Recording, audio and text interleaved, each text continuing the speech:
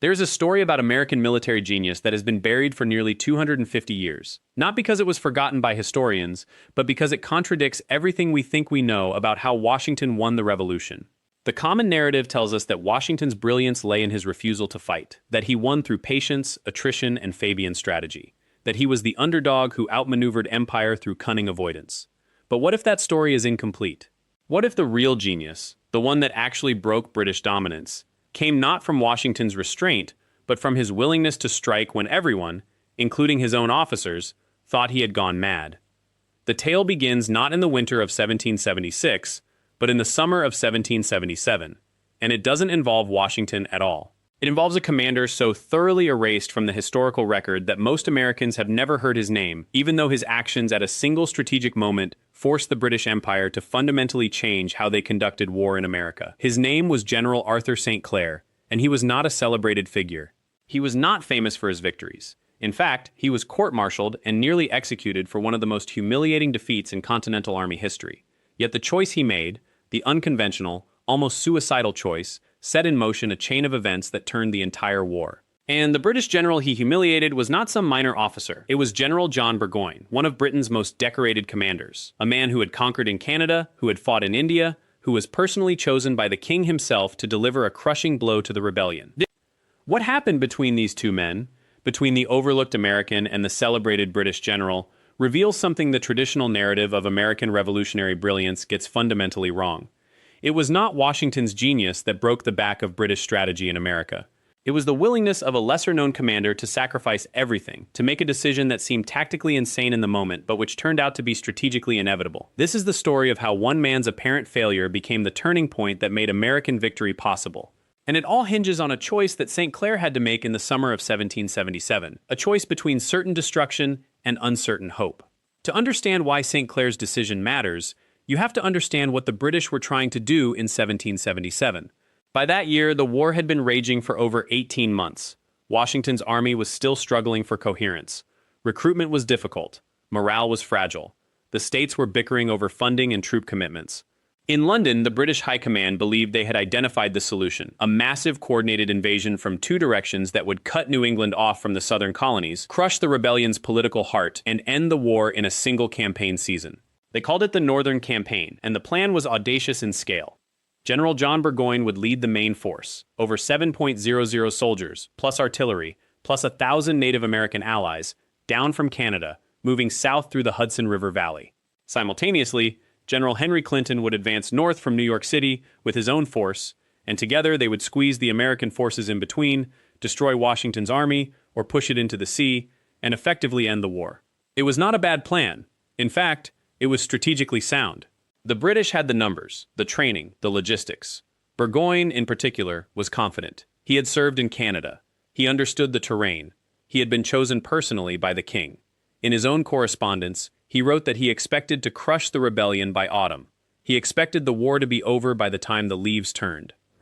Standing directly in Burgoyne's path was Fort Ticonderoga, a massive star-shaped fortress that commanded the narrows between two lakes in northern New York. The fort was strategically crucial.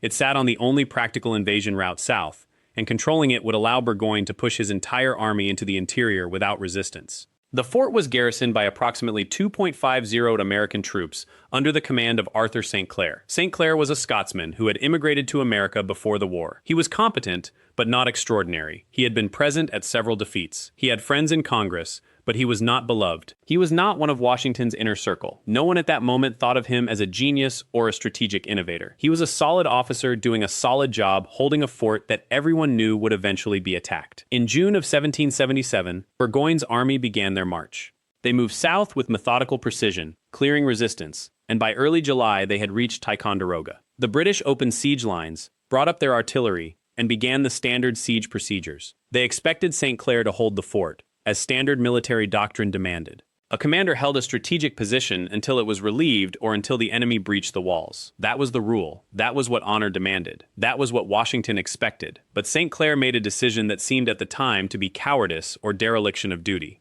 He looked at the British force surrounding him, he calculated the inevitable outcome, and he decided to do something that almost no officer would have dared to do in his position. He decided to abandon the fort. Not in a panic, not in a rout. St. Clair executed a deliberate, organized evacuation. Under cover of night, using the skills he had learned from decades of military experience, he moved his entire garrison, 2,500 soldiers plus supplies plus ammunition, out of the fort and away from Burgoyne's encirclement. The British didn't even realize the fort was empty until morning. By that time, St. Clair's army was marching south, staying ahead of Burgoyne's pursuit, and heading toward the American concentration of forces gathering in the Champlain Valley. It was a textbook retreat, but in the eyes of the Continental Congress, in the eyes of the American public, and initially in the eyes of Washington himself, it looked like surrender. It looked like failure, and St. Clair knew, with absolute certainty, that he would be blamed. Within weeks, St. Clair was indeed court-martialed.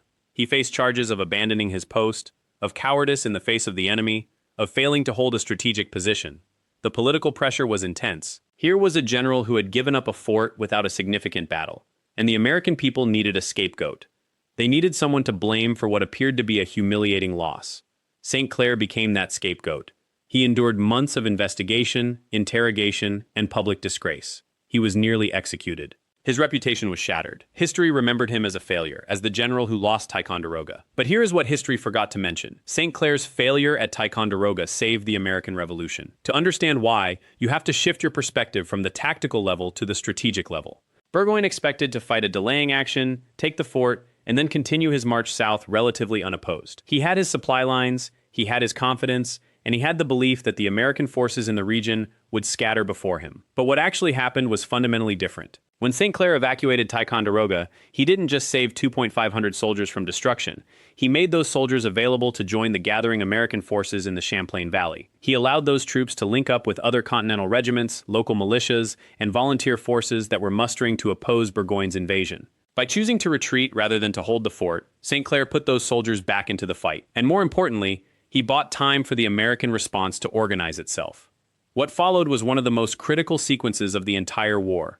As Burgoyne pushed south from Ticonderoga, he was no longer facing isolated American garrisons that he could defeat in detail. Instead, he was facing growing opposition. Local militias were mobilizing. Veterans from other parts of the Continental Army were being sent northward to oppose him. The British supply lines, which had seemed manageable when Burgoyne expected to move quickly and without significant resistance, became dangerously stretched. His advance slowed. The timetable that had promised victory by autumn began to slip.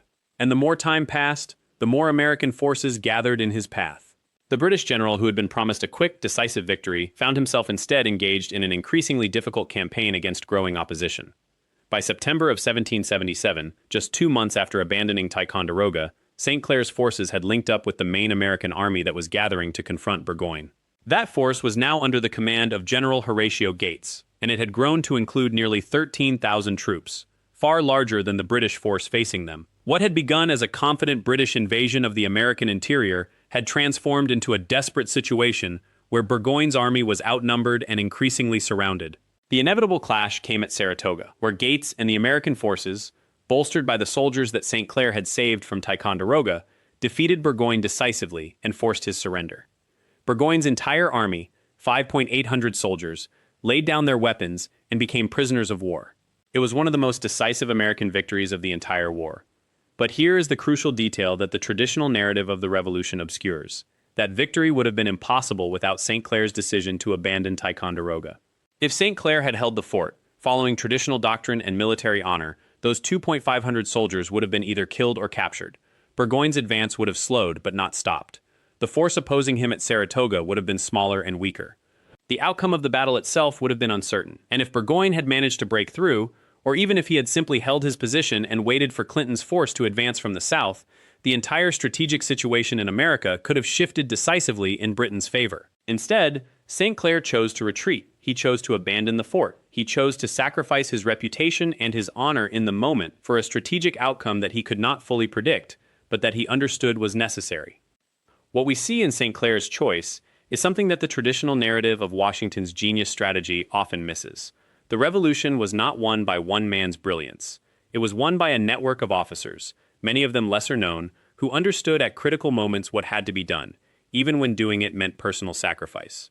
Washington is celebrated for his patience and his refusal to engage the British in open battle. But St. Clair is largely forgotten for his willingness to make a decision that seemed cowardly in the moment, but that was actually strategically sound. The two men represented different aspects of the same insight, that the American way of waging war had to be fundamentally different from the British way, and sometimes that meant making choices that violated traditional military doctrine. St. Clair was eventually acquitted of all charges. Washington, recognizing what St. Clair had actually accomplished, worked to restore his reputation and position. By the end of the war, St. Clair was recognized as a competent officer who had made a difficult but necessary decision. Yet history did not remember him as the architect of the victory at Saratoga. It did not remember him as the man whose strategic choice had fundamentally altered the course of the war. Instead, he faded into obscurity, one of dozens of capable officers who served in the Continental Army and whose contributions were overshadowed by the larger narrative of Washington's genius. The Guide to the Untold Stories of the Revolution, including the complete strategic analysis of how commanders like St. Clair actually shaped the war's outcome, is available in the description and pinned comment. It goes much deeper into the tactical decisions that changed everything, showing you the connections that most history books completely miss. What makes St. Clair's story particularly important is that it reveals something crucial about military decision-making under uncertainty. St. Clair did not have access to perfect information. He did not know for certain that abandoning the fort would lead to victory at Saratoga. He did not know that his 2,500 soldiers would be available to reinforce Gates at the decisive moment. He made his choice based on an assessment of the situation, a calculation of the likely consequences, and an understanding that sometimes the best strategic outcome comes not from winning individual battles, but from maintaining force cohesion and preserving the capability to fight another day. This was a fundamentally American approach to warfare, though it took time to develop it consciously. The British, with their superior training, discipline, and resources, expected to win through conventional strength, through defeating American armies in open battle, holding territory, and gradually wearing down resistance. The American approach, born partly out of necessity and partly out of the unique circumstances of the conflict, was to think in terms of strategic outcomes rather than tactical victories. It was not about winning battles, it was about preserving the army, maintaining the will to resist, and forcing the British to fight on American terms, not their own. St. Clair understood this, perhaps instinctively. He was not a brilliant tactician in the way that some other American officers were.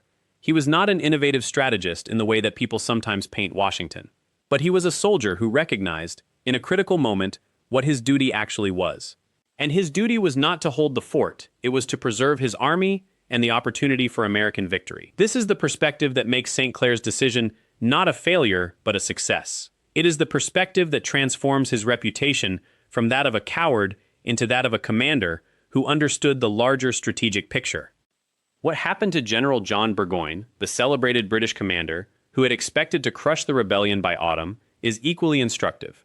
After his surrender at Saratoga, Burgoyne was held prisoner for several years. He was eventually exchanged, but his reputation was destroyed. The man who had been chosen by the king to deliver a crushing blow to the rebellion had instead delivered what many historians consider the turning point of the entire war. His defeat at Saratoga had consequences far beyond the immediate military situation. It demonstrated to the European powers, particularly France, that the Americans could defeat a major British force. This convinced the French that American victory was possible, and France entered the war on the American side. Without Saratoga, there would have been no French alliance, no French fleet, no French financial support. American victory might have been impossible. And it all hinged on St. Clair's decision to abandon a single fort. This is the hidden architecture of military strategy that most popular histories overlook. The grand narratives focus on the famous commanders and the decisive battles. They celebrate Washington's genius and the American spirit. These things are real and important. But the actual mechanisms of strategic victory are often found in the decisions of lesser-known officers who made choices that seemed wrong in the moment, but that turned out to be exactly right. St. Clair had the courage to make a decision that sacrificed his immediate reputation for the larger goal of American victory. This is a kind of courage that is less celebrated than the courage to charge into battle, but it is no less real or important. The aftermath of Saratoga transformed the entire nature of the war. The British High Command, which had expected to control the initiative and dictate the course of the conflict, found themselves increasingly on the defensive. Burgoyne's invasion had been designed as a knockout blow. Instead, it had been a catastrophic failure. The confidence that had characterized British operations at the beginning of the campaign dissolved. The American forces, emboldened by victory and reinforced by French support, moved from a position of pure defense into a position where they could contest British dominance and force the British to fight on American terms. But victory at Saratoga was only half the story. The other half, the part that truly shifted the entire war, was something far more subtle, far more dangerous to the British Empire than any single battle could ever be. It was the demonstration of a principle that would haunt British commanders for the next 5 years, that the Continental Army, under Washington's leadership, had evolved into something they could no longer ignore, dismiss, or destroy through conventional means. General Henry Clinton, who had replaced Howe as commander-in-chief of British forces in America, received reports of Saratoga while stationed in New York City. Unlike some of his predecessors, Clinton was not a man given to public displays of shock or dismay. But the reports themselves were clear. An entire British army, thousands of regulars and hired soldiers, had been forced to surrender without the possibility of escape or relief. The implication was staggering. If an American force composed largely of militia and local volunteers could stop and defeat a professional British army in the field, then the entire strategic calculus of the war had changed. What Washington had done, without firing a shot in that particular moment, was prove something the British needed to understand, but refused to accept: that the American Revolution was not going to be won by securing cities or defeating armies in conventional engagements. It was going to be won by the willingness of the American people to persist, to sacrifice, and to believe that their cause was just. The soldiers at Saratoga had demonstrated that. They had shown that they could stand firm, that they could maneuver intelligently, and that they could defeat professional soldiers when the conditions were right. Washington, however, knew something that the British commanders still did not fully grasp. The real genius of his strategy was not in any single battle or campaign. It was in understanding that the British, despite their overwhelming numerical and material superiority, were fighting in a nation they did not control. Every village held potential rebels. Every forest held ambush points. Every winter threatened supply lines that stretched thousands of miles across an ocean. The British had to win. The Americans only had to survive. This principle had been tested most severely during the winter of 1777 and 1778, when Washington's army had encamped at Valley Forge, Pennsylvania. The conditions there were almost beyond description. The soldiers were freezing, they were starving, many were dying from disease, dysentery, typhoid, pneumonia, rather than from British bullets. The flour was contaminated, the meat was rotten, the clothing was insufficient. Desertion rates climbed, and Washington faced the very real possibility that his army would simply dissolve into the winter, that the soldiers would give up and go home to their families, leaving the cause abandoned on the frozen ground of Pennsylvania. But something extraordinary happened at Valley Forge. Despite the conditions, or perhaps because of them, the Continental Army did not break.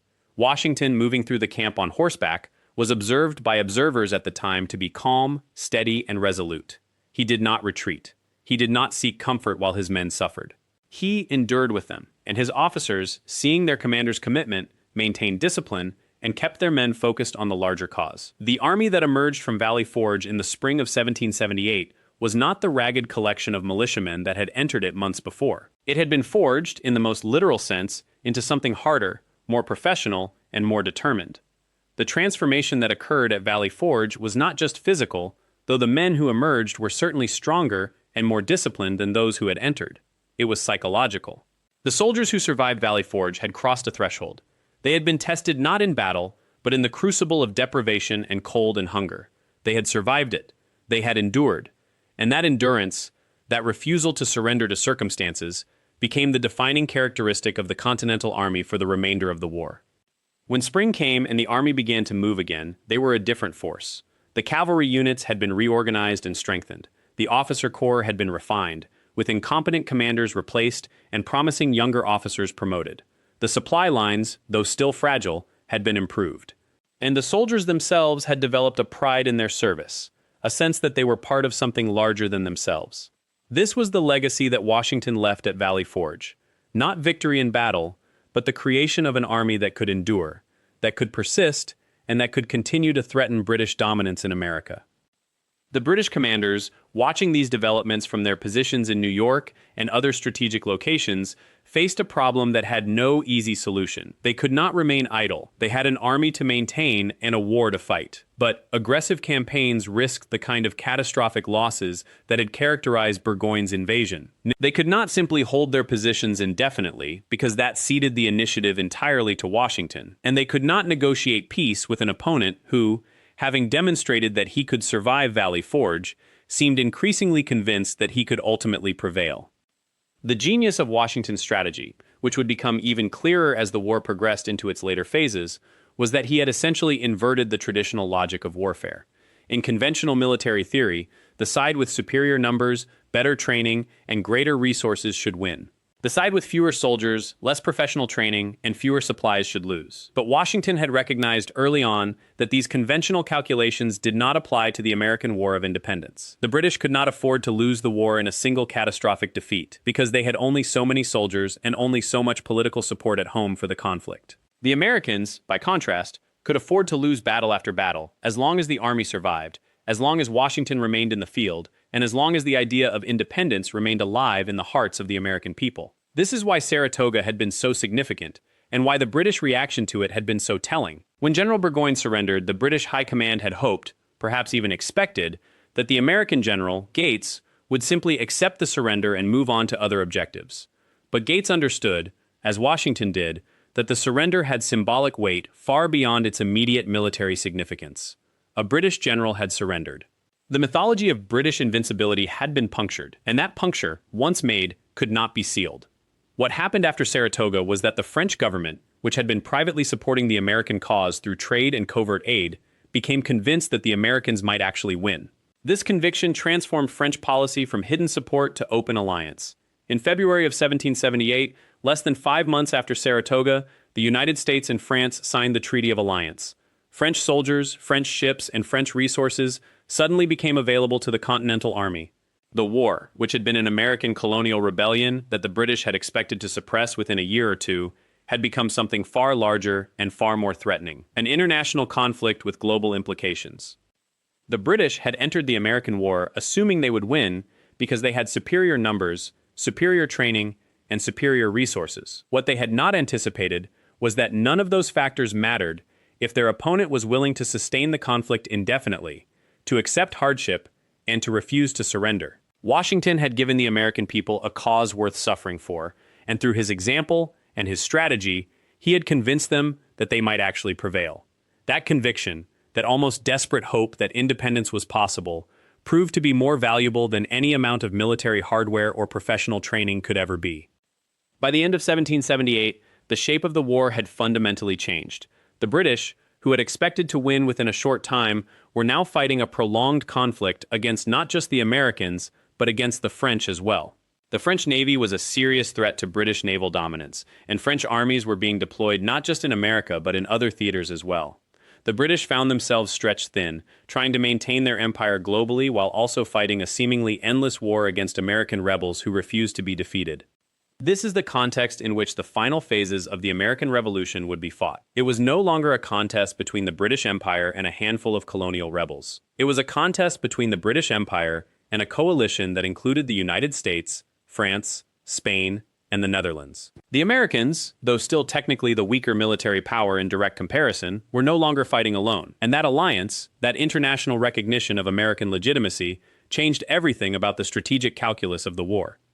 Washington had achieved what most military strategists would have considered impossible. He had kept the Continental Army in the field despite overwhelming British military superiority. He had prevented the British from achieving a knockout blow in the early stages of the war. He had survived the catastrophic defeats and the desperate winters and the moments when everything seemed lost. And through that survival, through that persistence, he had given the Americans the time they needed to attract international support and to convince the world that their cause was just and that their victory was possible. The final battles of the American Revolution, at Monmouth, at Charleston, at Yorktown, would bear the marks of this transformed situation. The Americans would fight with the knowledge that they had allies, that they had time, and that they had hope. The British would fight with the knowledge that they could no longer win a quick victory, that their empire was threatened from multiple directions, and that the cost of continuing the war was becoming increasingly difficult to justify to their own people. The trajectory of the war had been set not by any single battle or campaign, but by the fundamental strategic decision that Washington had made at the very beginning: to survive, to endure, and to make the cost of defeating him so high that the British would eventually decide that it was no longer worth paying. Continue the script naturally from here. For Part 3, maintain the documentary tone, the historical specificity, and the focus on Washington's strategic genius and the human cost of the war. Do not conclude or add a final CTA yet. But Washington's survival strategy required something that no general in modern warfare had truly mastered before: the ability to lose battles without losing the war. And that principle would be tested in ways that would have broken lesser commanders. In the spring of 1777, as the British began their new campaign season, they executed what appeared on paper to be a brilliant plan. General Burgoyne would push south from Canada down the Hudson River Valley.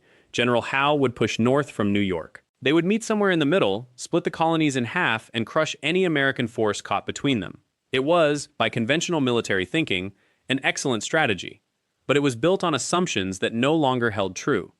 Burgoyne, a charming man who was also a playwright and poet, moved south slowly and methodically.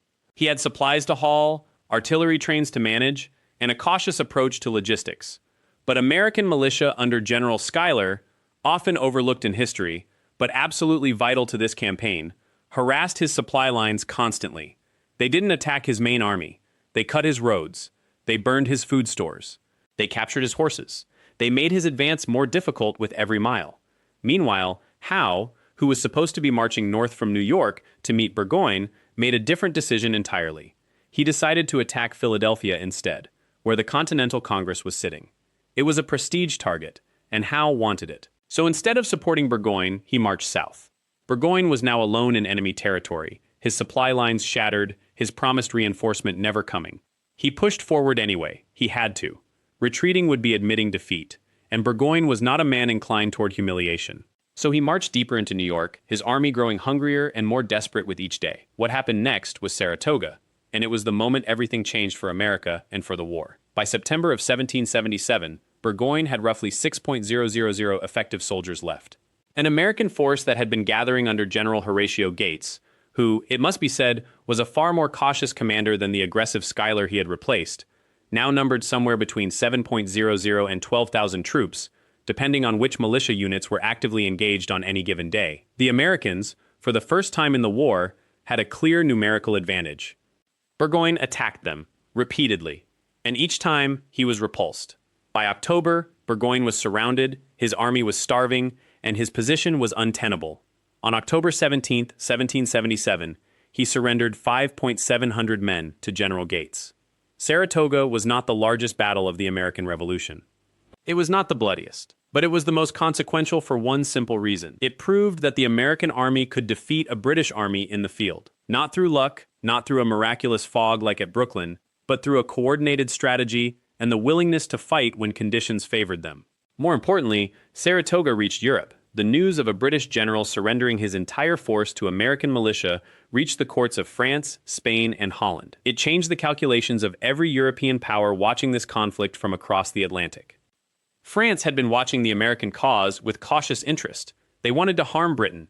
They had the military power to do it, but they had not yet committed to open war.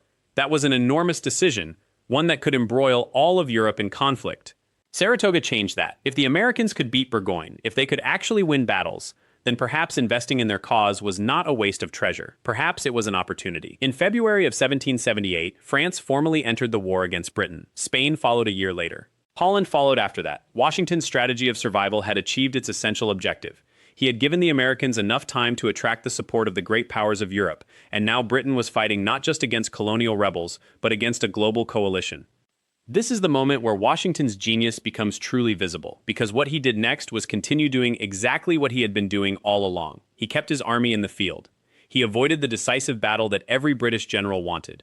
He moved his forces where they could not be pinned down. He lived through the brutal winter of Valley Forge in 1777 and 1778, where the Continental Army was literally starving and freezing, and his soldiers chose to stay with him. General von Steuben, a Prussian officer who had served Frederick the Great, arrived at Valley Forge and trained Washington's army in professional tactics and formations. When spring came, the Continental Army was stronger, better disciplined, and more dangerous than it had ever been before. The British, meanwhile, were exhausted.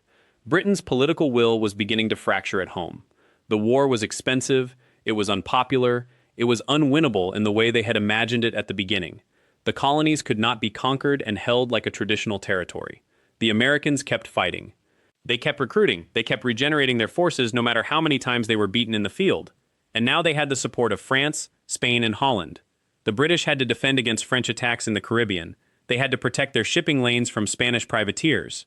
They had to worry about Dutch commerce raiders in the Atlantic. The war had become something far larger than anyone in London had anticipated when Washington first took command. The final phase of the war, from 1778 to 1781, was a strange kind of campaign. Washington kept his main force intact and mobile. The British controlled the major cities, New York, Charleston, Savannah, but the countryside remained in American hands. There were skirmishes and raids, siege operations and naval engagements, but no single decisive moment where everything was won or lost. Instead, the war ground on, and the grinding wore down the British will to continue. In the South, the fighting took on a different character. General Nathaniel Greene, one of Washington's finest subordinates, fought a brilliant campaign that would have delighted the Roman general Fabius Maximus himself. Greene lost every major battle.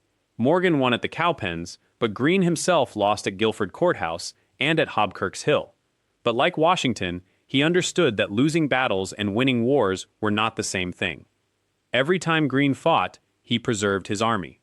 Every time he withdrew, he did so in good order. And with each battle, the British force under Cornwallis became more exhausted, more isolated, more desperate. By the spring of 1781, Cornwallis had stopped trying to destroy Greene's army. He was trying to trap him, to finally bring him to a decisive battle where British superior training and discipline would carry the day. But Cornwallis never caught him. Greene kept his force intact and mobile, harassing British supply lines, waiting for an opportunity that never quite came. Frustrated, Cornwallis made the decision that would end the war. He marched north toward Virginia, hoping to trap the American forces under General Lafayette in that state and finally achieve a decisive victory. What Cornwallis did not know was that a French fleet was on its way to Virginia. And what he did not understand was that Washington, after 6 years of strategic patience, was finally ready to move. In July of 1781, Washington left his post facing the British garrison in New York and marched south with a significant portion of the Continental Army. He left a skeleton force behind to continue the threat against New York, but he was moving toward Virginia. The plan was complex and required perfect coordination with French forces both on land and at sea. One mistake, one miscalculation, one day too slow, and the entire operation would fall apart. By late September, Washington, the French commander Rochambeau, and the French fleet under de Grasse had coordinated their movements so that they arrived at Yorktown, Virginia, at the same time that Cornwallis's army arrived there, seeking shelter and supplies. Cornwallis, suddenly realizing that he was trapped, the American and French armies to his west, the French fleet to his east controlling the river, began constructing fortifications. He knew his situation was dire. He was outnumbered by American and French forces combined. He could not escape by water because the French controlled the river. He could not escape by land because he would have to break through the American and French positions. The siege of Yorktown lasted 3 weeks. It was not a particularly dramatic or bloody siege by the standards of European warfare, but it was the culmination of Washington's entire 6-year strategy. The British were being slowly squeezed. Their supplies were running low, their position was untenable. Every day that passed made their situation more hopeless. On October 19, 1781, Cornwallis surrendered his army of 7,000 men to Washington and Rochambeau. The British general himself was so humiliated by the defeat that he refused to attend the surrender ceremony. He sent General O'Hara to hand over his sword instead. When O'Hara offered the sword to Rochambeau, the French commander refused it. He pointed to Washington. The sword belonged to the American commander-in-chief. This small gesture, this moment of respect from the French to Washington, captured something profound about what had happened over 6 years of war. Washington, a colonial farmer and surveyor who had no formal military education, had outmaneuvered the British Empire, not through any single brilliant battle, but through a strategy so patient, so methodical, so psychologically sophisticated that it had turned his weakness into strength. He could not beat the British in open field battle, so he had simply refused to fight those kinds of battles. He had instead made the cost of defeating him so high that the British eventually decided it was not worth paying. And in doing so, he had proven something that no military thinker had really grasped before, that in a war between a professional army and a people fighting for survival, the people could win if they had a leader willing to be patient, willing to endure hardship, and willing to understand that the goal was not to win battles, but to preserve the ability to keep fighting. The British did not immediately recognize that Yorktown was the end of the war, but the news that Cornwallis had surrendered shocked the British government. The public had been told for years that the rebellion was on the verge of being crushed. The government had been assured that one more campaign, one more push, would finally bring the Americans to heel. But now a general with 7,000 men had surrendered, and the cost of continuing the war was becoming impossible to justify. The political opposition in Parliament grew louder. The cost of the war was bankrupting the government. The public was tired. The army was stretched thin across the globe. In March of 1782, the British Parliament voted to end offensive operations in America. In November of that same year, preliminary peace negotiations began. And in September of 1783, the Treaty of Paris was signed, formally recognizing American independence. What makes Washington's strategic genius remarkable is not that he invented a new tactic or discovered a new military formation. What makes him remarkable is that he understood something about the nature of war that most military leaders of his era did not, that military victory and political victory were not the same thing. The British had won most of the major battles. They had inflicted more casualties on the Americans than they suffered. They had controlled more territory. But the Americans had won the war because they had preserved their ability to fight, and the British had exhausted their ability to continue. This understanding, this fundamental insight into the nature of conflict, would echo through military history for centuries to come. And it would be a lesson that many commanders after him, soldiers who studied his campaigns, who read his letters, who understood the weight of command, would carry into their own impossible wars. Because Washington had proven something that seemed radical in 1783, but would become the foundation of how America fought every conflict that followed, that you do not need to destroy your enemy's army to defeat them. You need to outlast their will to fight. You need to preserve your own. In the decades after the Revolutionary War, West Point cadets studied Washington's campaigns with the kind of intensity that modern officers study Sun Tzu or Clausewitz. They learned that the longest war is won not by the general with the biggest army, but by the general with the clearest understanding of what victory actually means. They learned that sometimes retreat is the wisest advance, that preservation of force is a form of power, that an enemy exhausted by futile pursuit is weaker than an enemy who has dealt decisive defeats. When the Civil War came, 80 years later, there were officers on both sides who understood what Washington had done. Not all of them executed it well. Many still believed in the Napoleonic ideal of a single decisive battle, a grand clash of armies that would settle everything in one glorious afternoon. But some, the ones who survived long enough to learn, began to think the way Washington had thought. They began to understand that a war of attrition, properly managed, could be a strategy of strength rather than desperation. And by the time the 20th century arrived, with its mechanized warfare and industrial killing fields, the principle Washington had discovered in 1776 had become the very foundation of American military doctrine. You preserve your force. You stretch your enemy's supply lines. You trade space for time. You let distance and duration do the work that cavalry charges cannot do. You understand that the enemy's economy matters. You understand that the public will matters. You understand that military victory without political legitimacy is just a hole you can dig yourself deeper into. It is a hard wisdom. It demands patience from soldiers who are trained to attack. It demands resolve from leaders who are facing political pressure to show results. It demands discipline from an army that might want nothing more than to finish the fight and go home. Washington had all of these pressures, the Congress demanding victory, the soldiers deserting after their enlistments, the British still controlling New York City, still threatening Philadelphia, still hunting him across the landscape of the young nation. But he never wavered in his understanding. The British would give up before America did. The British public would grow tired of the war before the American people did. British merchants would lose patience with a conflict that was costing them fortunes before American farmers would abandon the cause of independence. These were not military calculations. They were political and economic calculations. And they were correct. 181 years after Washington crossed the Delaware on that frozen night, the British Empire would face a very different commander in a very different conflict, the Second World War. And in North Africa, in Italy, and eventually in the planning for the invasion of Europe, American officers who had studied Washington would apply these same principles against an enemy that seemed technologically superior, geographically advantaged, and militarily formidable. The lesson Washington left was not a tactic. It was not a formation or a maneuver. It was a way of thinking about conflict itself. And that way of thinking would define American warfare for generations. But there is one more thing that historians often overlook when they analyze what Washington achieved. He did not just win a war, he won it without becoming the thing he was fighting against. He did not use his military power to seize political power. He did not install himself as a dictator or a king. He won the most powerful military position in a new nation, and then he gave it up. He returned to his farm. He lived as a private citizen, and in doing so, he established a precedent that would become as important to American democracy as the strategy he used to win the war. The general who could have taken a crown chose instead to go home. This was, in its own way, as revolutionary as the strategy he employed on the battlefield. It sent a message to future leaders. Military power is a tool of the Republic, not a path to personal dominion. A soldier serves the nation, not himself. And this principle, this understanding that military leadership carries moral responsibility, would be tested again and again in the centuries that followed. In the Korean War, when General Douglas MacArthur challenged civilian authority and was relieved of command, it was an echo of the lesson Washington had taught. In Vietnam, when military leadership struggled with a war that the political leadership had never fully explained to the American people, the tension between these two spheres, the military and the political, remained unresolved. And in every generation since, American officers have had to reckon with this foundation that Washington laid, that you are a soldier first, a servant of the Republic, and that no military victory is worth anything if you lose the trust of the people you were meant to protect. If you want to explore the deeper layers of Washington's strategic genius, the specific tactics he used, the way he managed supply lines, the intelligence networks he developed, and how he influenced leaders after him, we've created a comprehensive guide available in the description and pinned in the comments that goes far deeper into these elements than we can cover in a single video.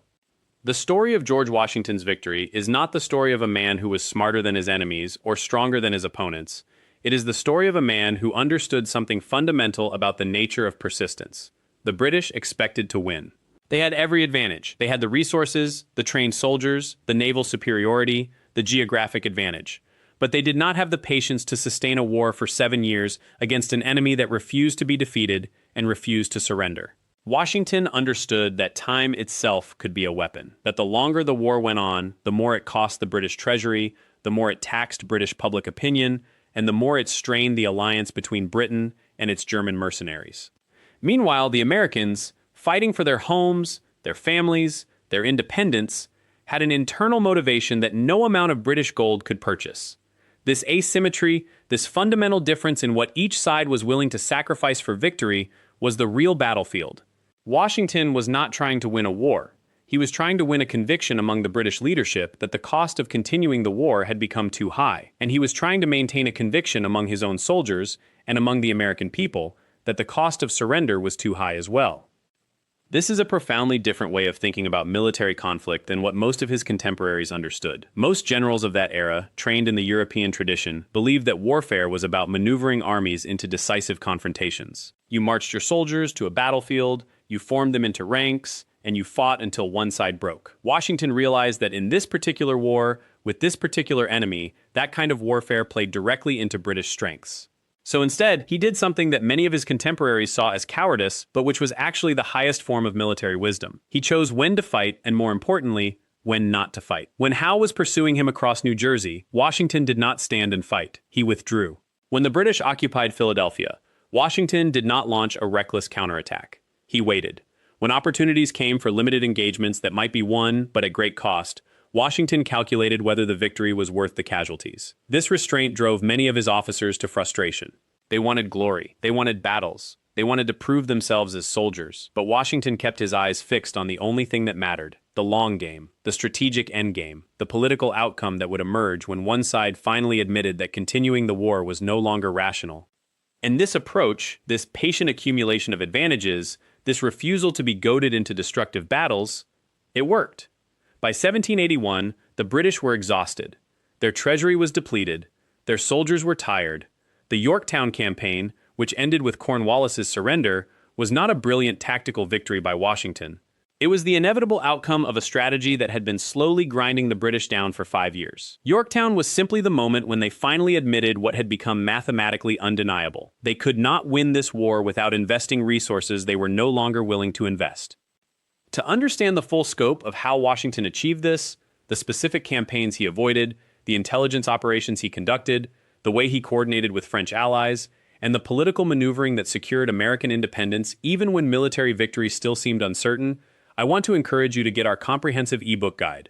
It's available in the description below and in the pinned comment, and it provides the kind of detailed analysis that gives you a complete picture of how one man's strategic vision changed the course of a nation's history. What Washington did was revolutionary not because he was a military genius in the conventional sense. There were other generals of his era who possessed greater technical knowledge of warfare, who understood formations and cavalry tactics and siege operations better than he did. But Washington possessed something rarer, wisdom. He understood the fundamental nature of the conflict he was engaged in. He understood that his enemy was powerful but not infinitely powerful, that their will could be broken if he could preserve his own will and the will of his soldiers and the will of the American people. He understood that the British did not want to conquer America because they needed it. They wanted to suppress the rebellion because the loss of it would be a humiliation. And once they realized that conquering America would cost them more than losing it, the mathematics of the conflict changed. This is the legacy that Washington left to American military history, not the specific tactics he employed. Those would become outdated within decades as military technology evolved, but the understanding that warfare is an extension of politics. That military force is a tool for achieving political objectives, not an end in itself. That the general who can preserve his army and his nation's will to fight longer than his enemy can sustain the cost of fighting is the general who will ultimately prevail. And perhaps most importantly, Washington demonstrated that a leader's greatest strength lies not in the unlimited exercise of power, but in the disciplined restraint of it. He had the military authority to seize political control. He had the loyalty of his soldiers. He had the opportunity to become a dictator, and he chose instead to go home. That choice, that fundamental renunciation of power, may have been the most important victory of all, because it established the principle that in America, the military serves the civilian government, not the other way around. That no general, no matter how successful, no matter how beloved by his soldiers, has the right to use military power to overturn the democratic process. This is what made Washington not just a great military commander, but a great statesman. And it is why his campaigns, his strategies, and his choices continue to be studied not just by military officers, but by political leaders, by students of history, and by anyone who wants to understand how one man's wisdom can reshape the trajectory of entire nations. The next time you see a statue of George Washington, think not just of the general who won the Revolutionary War. Think of the man who understood that true victory is not measured in battles won or enemies defeated, but in the preservation of something far more precious, a free republic, protected by soldiers who understand that their duty is to the nation, not to themselves. Thank you for watching, and for taking the time to honor the memory of the leaders whose choices shaped our history. If this story moved you, please hit that subscribe button and ring the notification bell so you never miss another upload from Unbroken Regiment. Your support helps us continue uncovering the stories of the commanders and soldiers whose courage and wisdom deserve to be remembered.